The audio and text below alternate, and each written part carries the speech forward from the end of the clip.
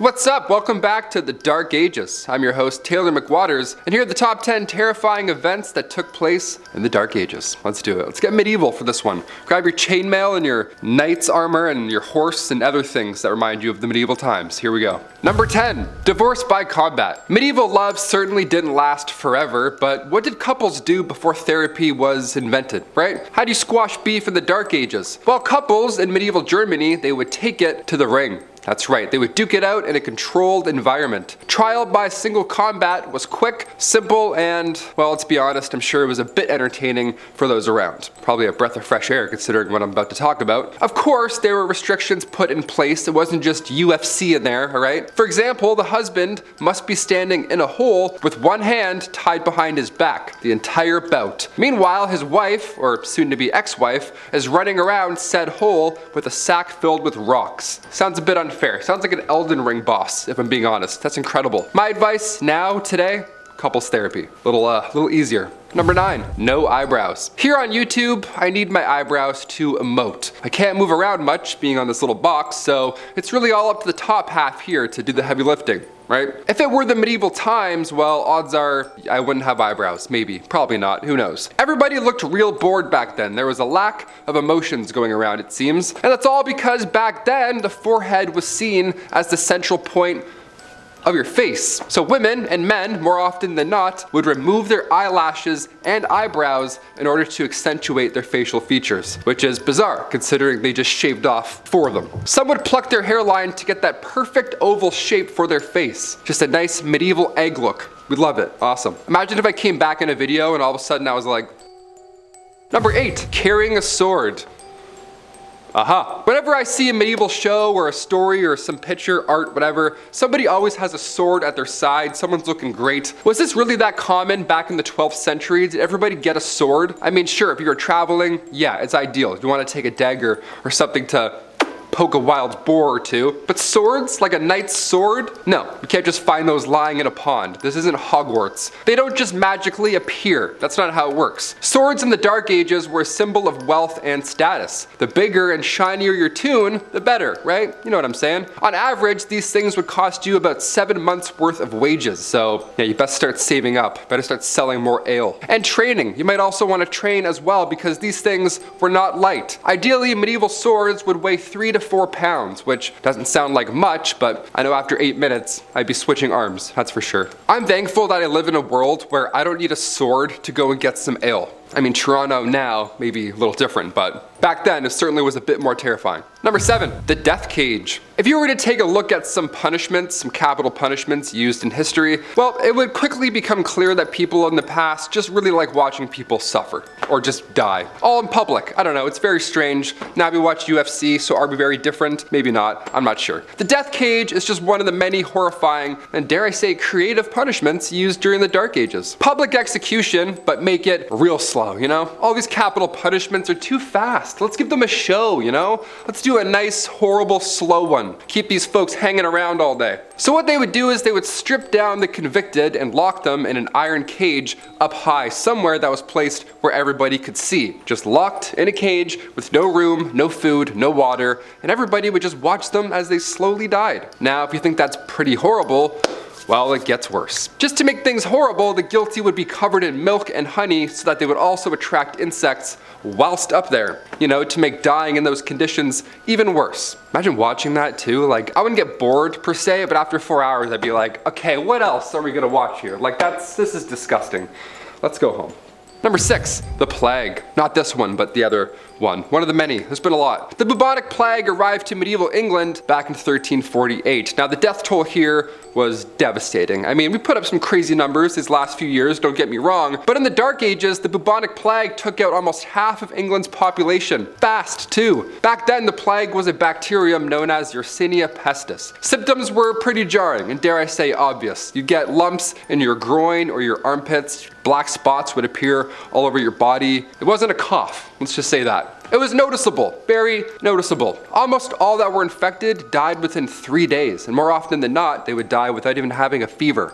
So Surprise. The drop in the population resulted in a widespread of wealth. Farmers were demanding lower rents and the poor got expandable income. But again, it was in medieval times, so it still sucked. The Black Death spread more than a mile per day, thanks to travelers and rats. Yuck. Number 5, meowing nuns. Are you a cat person or a dog person? Maybe this next one here will change that, hopefully. Mass hysteria wasn't necessarily uncommon in the Dark Ages, but there are a few instances that we could look at and, well, we could talk about for sure. There's one specifically that involves nuns meowing, so we're gonna talk about that one today. In the book, The Epidemics of the Middle Ages, which was written by J.F. Hecker back in 1844, there was a description of a very strange case of mass hysteria, one that certainly caught my eye. So one day, out of the blue, a nun in this French convent started to meow, you know, like a cat would. Only she's a nun, so looked a little funny. Then shortly after, other nuns began to yes and this weird movement. They began to join in and also meow like cats. Eventually it became such a thing that all of the nuns in this convent would all meow together for a certain period of time every single night. And people were getting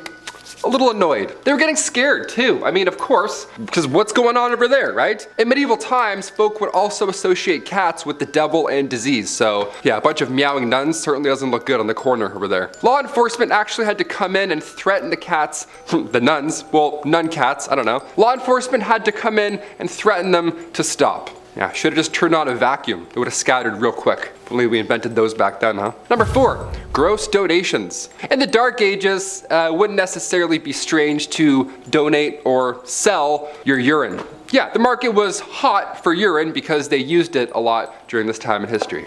Got a hot market, hot pee market. Medieval chamber pots would collect all this nasty yellow stuff from an entire household or even a public space. Wherever they were placed, it would then be collected to later be sold to the local fuller in town. He's like, yeah, come on in, back it all up. Smells good, smells thick. Yeah, give all this urine to the guy doing your laundry. What a deal. Welcome to the Dark Ages. We're gonna start with whites. Got any whites? Bring those whites in. Let's get those stains out. We use the real strong stuff first. It was a gross job, sure, but were they ahead of their time? Yeah, absolutely. Don't do this, but also, they were pretty smart. Urine would be used to clean clothing. Even in ancient Roman times, they did this. It would help with the dyeing process, it would help to tan leather hides, and it could be used to help in the cotton making process in order to make the material softer and not frayed. Yeah, imagine that, you sit on a couch. Oh, this is soft. What's your secret? Pee. So much of it. Number 3, the art of dyeing. Death. But make it theater. That's right, we did everything back then with a little bit of a extra showy, non-eyebrowy look. I don't know, medieval times were odd. And long before Instagram was even a thing, we still wanted to look good for nobody, for no reason. We still wanted to have clout. Even in dying, we had to look cute when we died. People in the medieval times were keeping up with a trend called ars moriendi, or the art of dying. It's very, I don't know, Valhalla, to die a noble death or to die in battle. That was the right way to go out, the ideal way. But in doing so, you had to accept your fate without despair, without impatience, without pride or disbelief. You had to die and just be like, it's horrible. No way, I can't even get a flu shot without freaking out. That's why many of these famous medieval paintings of monks and holy men, it all depicts people dying, but they're accepting their fate with peace. They look like badasses, right? They're getting, you know, something's happening and they're so stoic. No, that's not me. I fainted when I got my eyebrow pierced, so definitely not me. Die but look cool. No pressure. Cheers. Medieval times. Action. Number 2, Peddler. Ah yes, the medieval businessman, just wandering along these haunted woods in hopes of not getting robbed or eaten by something. The Dark Ages were a dangerous game, so one could only imagine how hard it must have been for a merchant who travels the countryside to sell random goods. Yeah, let's trust that guy for sure. He smells like pee coming out of the woods. Never seen him before, sure. In the medieval ages, traveling village to village wasn't an easy task. I mean, 1, you didn't have a bike, so that would take a while. Secondly, unless you were a knight, you probably didn't have a noble steed to carry all of your goods. But even so, say one does have everything they need to sell. What, an outsider showing up to your village to sell goods from a distant land? No way, that sounds a little sus. Who's gonna trust that guy? Guy runs out of the woods out of breath, tries to sell you a vase. Like, get out of here, you weirdo. Peddlers were more often than not welcomed. Yeah, many were accused of being thieves because they, you know, probably were. And finally, number 1, the dancing plague. July 1518, one of the most bizarre events in medieval history went down. And I have FOMO, I don't know why. My dance background, I don't know, got a little bit of FOMO. The sickest dance circle in all of history took place. The dancing plague of 1518, here we go.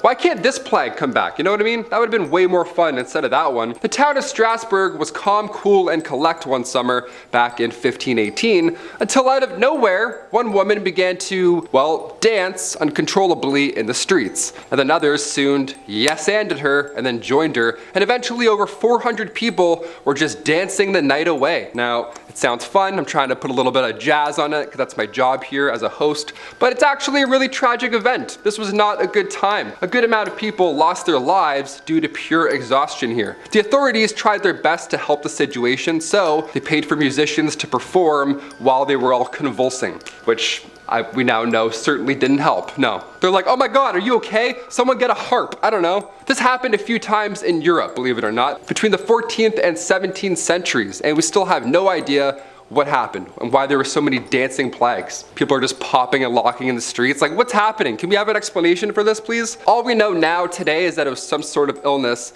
and that it was not like Step Up 2. Apparently it wasn't sick like that movie. It was actually horrible, so there we go. Welcome to the medieval times. I'm your host, Taylor McWaters. Those are the top 10 terrifying events that took place in the Dark Ages. Thank God we're not there anymore, huh? Let's hit that thumbs up for today.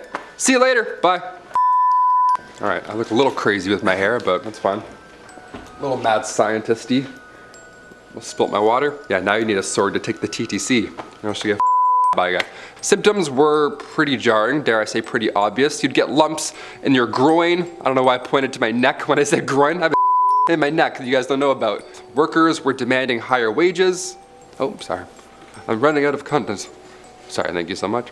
One day, a nun in this French convent needed water because her throat was so dry. Sorry, I was meowing all night. I had a dry throat.